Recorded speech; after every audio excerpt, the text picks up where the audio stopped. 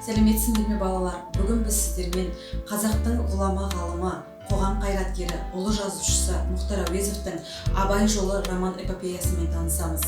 Сабақтың мақсаты Мұхтар Әуезовтің шығармашылық, идеялық, эстетикалық мұратын анықтау, Абайды таныту. Олай болатын болса, біз бірінші Мұхтар Әуезов туралы деректерге назар аударайық.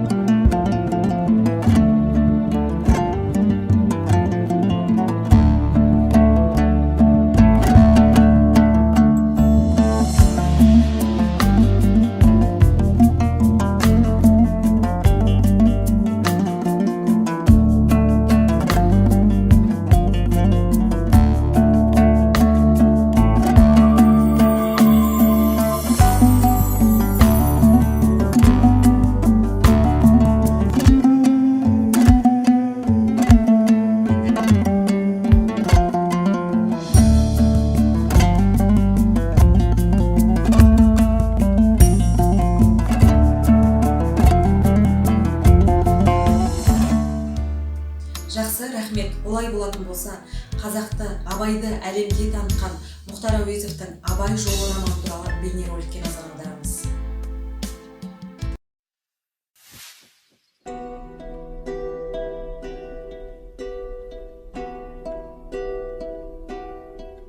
Абай жолы роман-эпопеясы Мұхтар Әуезовтің әлемге әйгілі тарихи романдар топтамасы. Қазақтың тұңғыш эпопеясы. Эпопеяның Абай атанған алғашқы 2 кітабына 1949 жылы КСР мемлекеттік сыйлығы, ал Абай жолының тұтас 4 томына Лениндік сыйлық 1959 жылы берілді.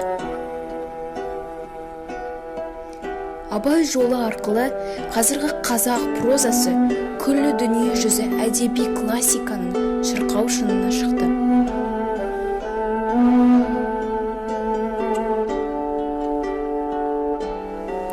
Мұхтар Әуезовтің алғашқы Абай жолы кітабы 1942 жылы жарық көрді. Шығарманың атын Телғара деп, ал құрылымын 3 кітап қылғысы келген. Абайдың әр күндік өмірі жайлы жазған Мұхтар Әуезов негізінен Абайды 5 жасында ғана көрген екен.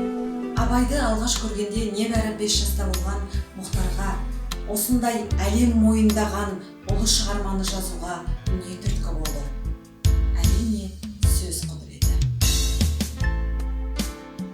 Жасымда ғылым бар деп ескермедім, пайдасын көре тұра тексермедім, ер жеткен соң түспеді уысыма, қолымды мезгілінен кеш сермедім.